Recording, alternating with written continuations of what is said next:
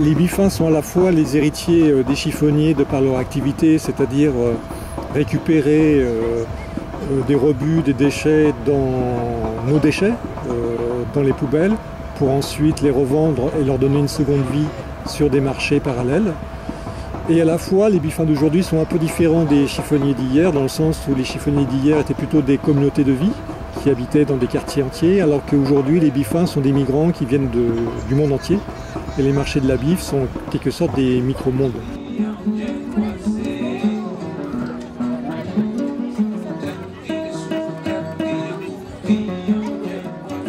L'idée, c'est d'ouvrir des espaces de vente autorisés, organisés, d'ouvrir des carrés des bifins, des rues marchandes, des marchés, des jours de marché spécialement bifins.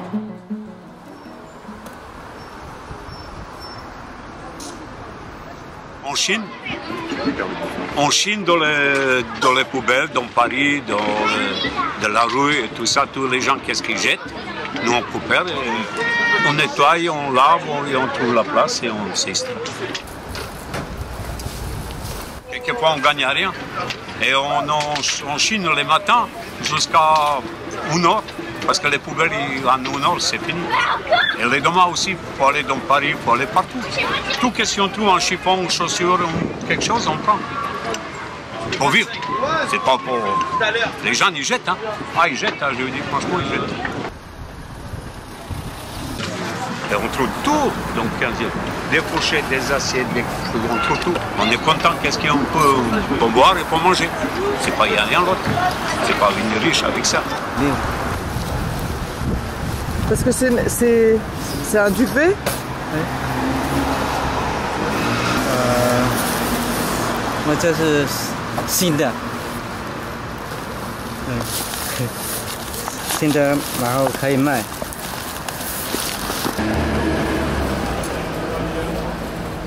L'activité a toujours son utilité. Elle a été d'une certaine manière supprimée dans les années 50 avec la mécanisation de la récupération des déchets, les bennes à ordures, etc. Car avant, les chiffonniers avaient le droit, par la préfecture, ils avaient même un badge pour récupérer et vendre. Aujourd'hui, ce que n'ont pas les bifins, ils n'ont pas ce statut-là. Alors que la précarité, depuis plusieurs dizaines d'années, renvoie justement l'utilité d'autant plus de cette activité économique. Et il y a des milliers de récupérateurs, vendeurs, rien que sur Paris, l'approche banlieue, sur la région parisienne.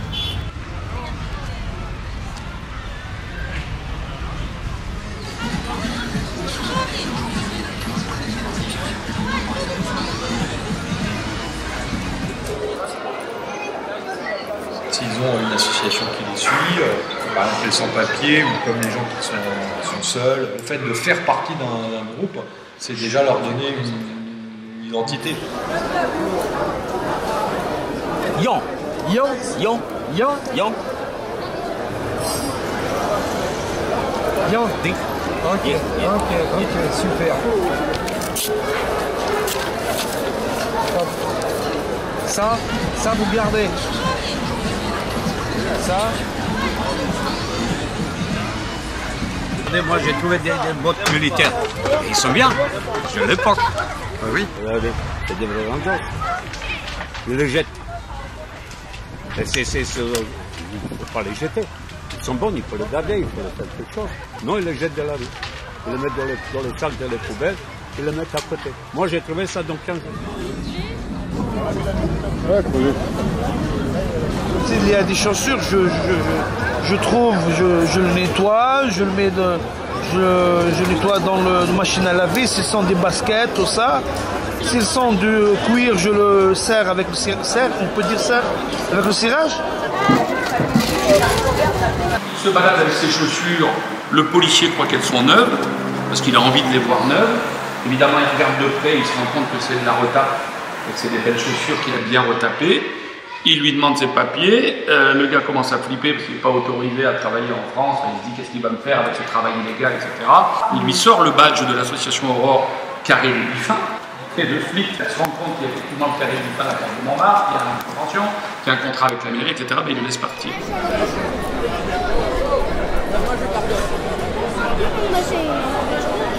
Et si les gendarmes, s'il vient la police, ils le jettent tout de suite. Ils donnent un coup de pied, ils jettent. Hein. Alors, quelquefois, ils nous mettent l'amende. Quelquefois, ils nous mettent dans le camion, ils prennent les affaires, ils les jettent. Les ordres, évidemment. Alors, avant, maintenant, ils nous jettent comme des chiens. Mais, regardez comme ici, aujourd'hui, bon, on paye notre petite place, 2-3 €, et on n'est pas jeté par la police. Ils jettent une personne, et puis c'est gai, on voit le monde, et on discute.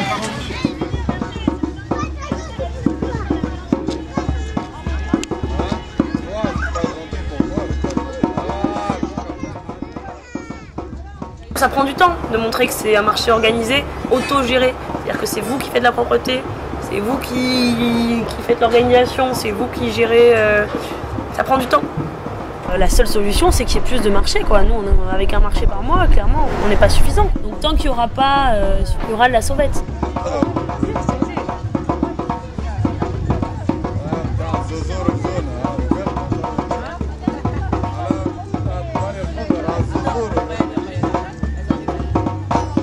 De cet assaut, c'est de défendre les droits des biffins et surtout de les aider à développer leur activité. Tous les biffins qui sont adhérents signent une charte où ils vendent un certain nombre de produits, s'engagent à que ce soit forcément que de l'occasion, qu'il n'y ait pas d'alimentaire, qu'il n'y ait pas, je sais pas moi, de cigarettes, de drogue et absolument rien de neuf.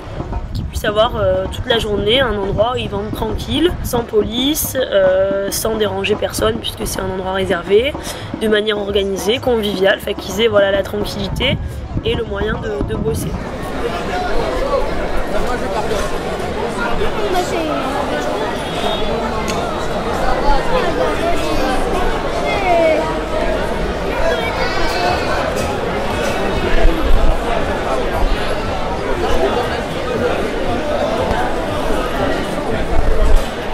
Le marché, qui est en fait la partie visible de ce parcours de l'individu, de l'objet, constitue des véritables écosystèmes puisque à la fois il aménage une diversité de par le parcours des gens.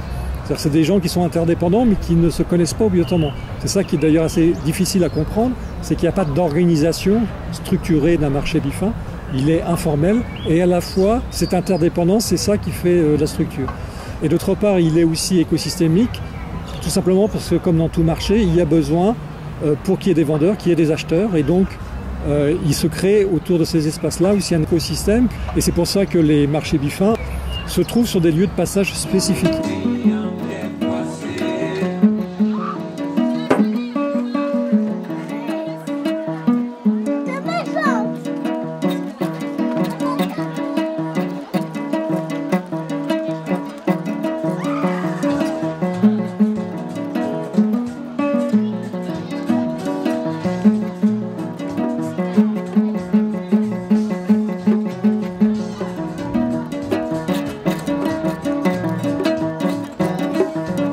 La BIF, c'est la rencontre, le parcours d'un objet, la vie d'un objet qui est à un moment donné délaissé, puis ensuite récupéré, qui a une seconde vie, et le parcours d'un individu qui est lui-même quelque part rejeté, en tout cas un peu déclassé, et qui là aussi, grâce à cette activité économique, acquiert une seconde vie, en tout cas trouve une sociabilité dans les marchés et évidemment récupère en même temps un peu d'argent.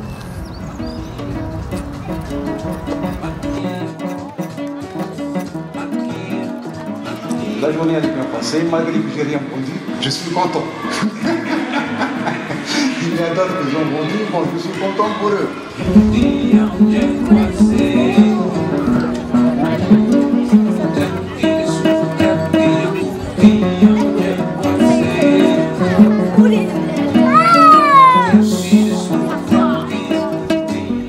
n'y a pas d'autre espace, à la fois de régulation de l'espace public et en même temps d'octroi de vente, il y a une telle pression de la misère des individus aujourd'hui, il y a une telle difficulté à la fois pour le politique comme le travail social et d'autres, de changer de paradigme. Ce qui est intéressant, c'est qu'il y a des pays qui sont déjà dans d'autres paradigmes, ils y sont depuis très très longtemps. Ils n'ont plus confiance au salariat. Donc ils vont dans l'intégration des plus pauvres par les petites logiques de marché. Bon, on a le droit d'avoir du mal à accepter ce paradigme-là, ce changement-là.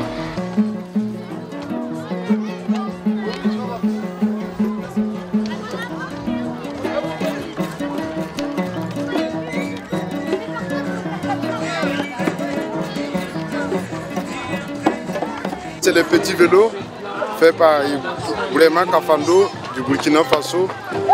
Et ça, ces vélos, ils sont faits avec le fil de récupération, avec les objets de recyclage. L'urgence, c'est évidemment qu'il y ait des marchés là où il y a des bifins qui vendent, là où il y a des bifins qui habitent, et là où il y a des acheteurs qui en ont besoin. Ce qui est sympa, c'est quand c'est un événement de type fête de quartier, quoi. C'est-à-dire que voilà, tout le monde est dehors, il y a d'autres animations, du coup les gens ont envie de rester tout simplement parce qu'il y a un jeu, parce qu'il y a à manger, parce qu'il y a des tables. Donc les gens ont vraiment envie de passer un moment et du coup ça attire d'autres personnes, ça fait un lien qui n'est pas que le lien, en gros le lien marchand, acheteur-vendeur. Énergie, cola de l'eau fraîche. Énergie, cola de l'eau fraîche. Cola de l'eau énergie. Le truc qu'on fait tout seul à Améliore, il est viable, on peut payer des placiers, voilà, on pourrait même donner de l'argent à la commune, c'est-à-dire que la mairie pourrait ne rien dépenser du tout en prenant l'argent des bifins, les mettant en les donnant au nettoiement, les placer collecteurs, puis l'affaire est réglée. Ensuite, tu as des chartes, tu as des règles, il n'y a plus de zone grise. Il y a un marché social avec une humanité qui est respectée par ceux qui sont censés la garantir aux yeux de tous.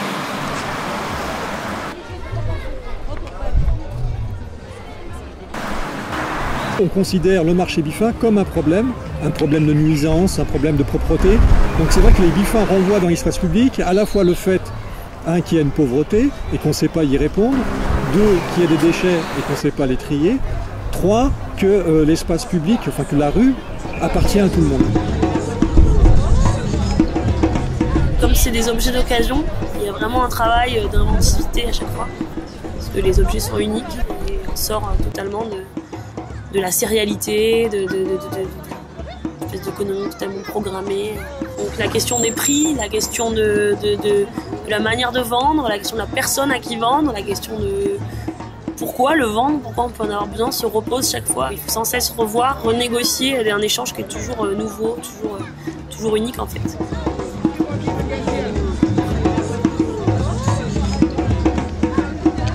En fait, il y a 2 voies qui sont choisies, qui sont inefficaces.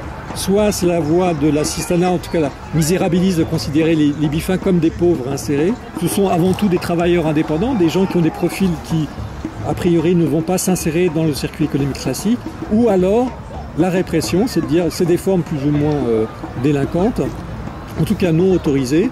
Et donc on envoie tout simplement la police. Évidemment, ça ne résout aucun problème, puisque comme toute forme écosystémique, on la déplace tout simplement, mais elle se reproduit ailleurs. Mais au contraire, ça crée plus de difficultés, ça crée plus de fragilité.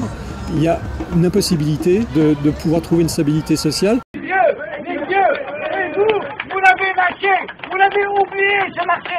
C'est grâce à nous, monsieur, c'est grâce à nous que ce marché revit un peu. Il revivra, et on mourra pour ce marché, monsieur.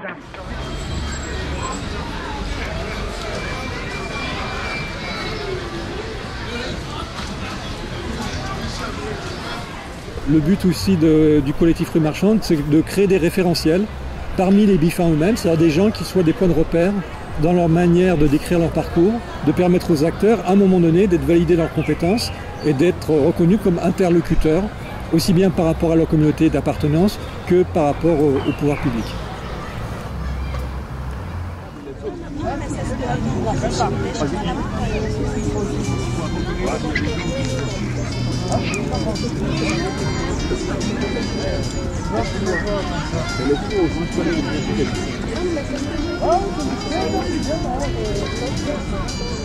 Quand tu as le carré des Biffins qui donne un badge et une bâche, sans taxation, sans patente, c'est une reconnaissance formelle. Quand Améliore fait la Croix de Chavaux, il y a une formalisation de la reconnaissance pour un samedi par mois avec 250 places. Quand il est sur le carré, on ne le prend plus comme un bandit et comme un voleur parce qu'il a son badge. Et cette protection-là me semble un des premiers éléments constitutifs de la profession.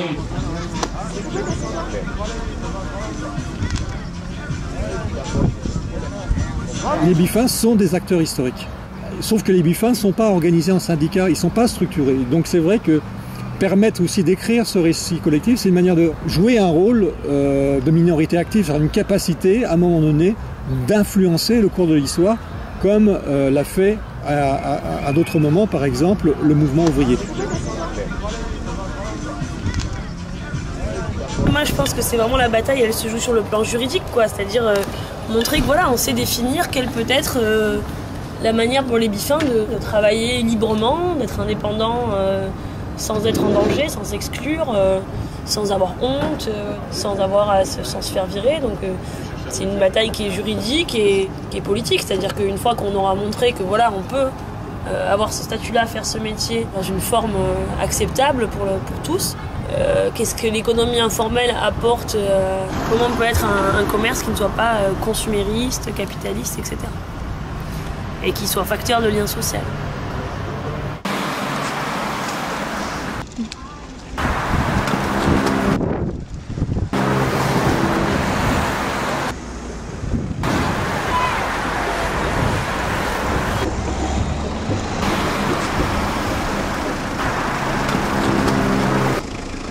Le marché se passe bien, mais évidemment c'est pas suffisant parce que il y a environ 3000 Biffins en Ile-de-France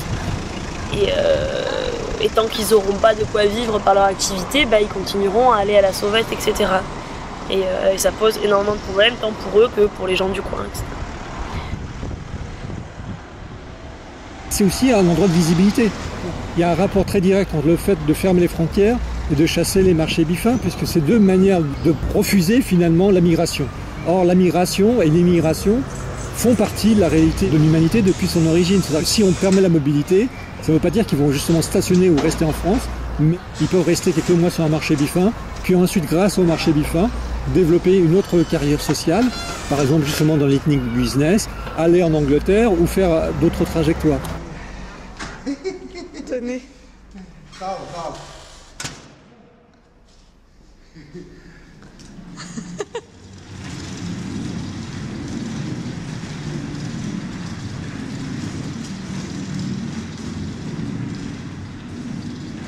C'est une population qui a grandi au fur et à mesure des migrations économiques en fait. C'est la communauté chinoise, la communauté rome, c'est ce qu'on appelle les Chibani. Et donc effectivement on a toutes sortes de communautés et c'est vrai que ça crée des barrières linguistiques assez fortes.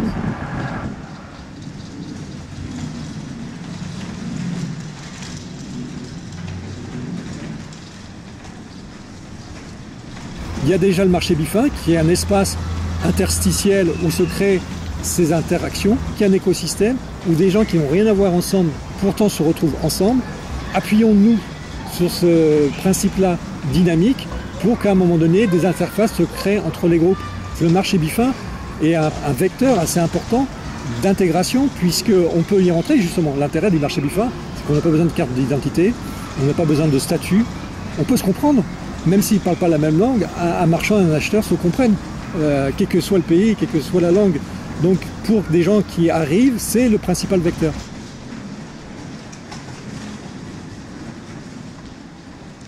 Dis donc, c'est loin? Vous allez où? On défend l'idée que là, c'est une activité professionnelle. Et donc, à ce titre, que ça doit être reconnu comme tel. C'est pas un vide-grenier ce qu'on fait. C'est un marché des Biffins, c'est une activité professionnelle de personnes en plus se situant sous les seuils de pauvreté. Donc ça se situe même pas dans le commerce, ça se situe dans l'économie sociale et solidaire. C'est votre garage? C'est à vous. C'est à vous. Parce que vous habitez dans l'immeuble? Pas vivre.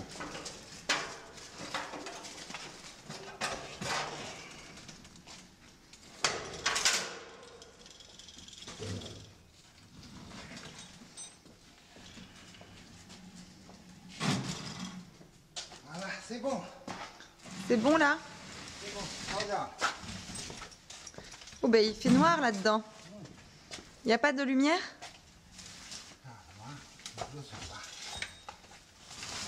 Voilà, très bien.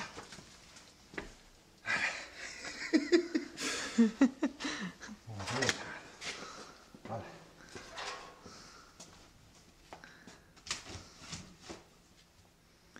Et c'est parce que vous habitez dans cet immeuble-là? Vous parlez pas français, madame. Ah, vous parlez pas français? Ah, vous avez une petite lampe. Non, votre petite lampe.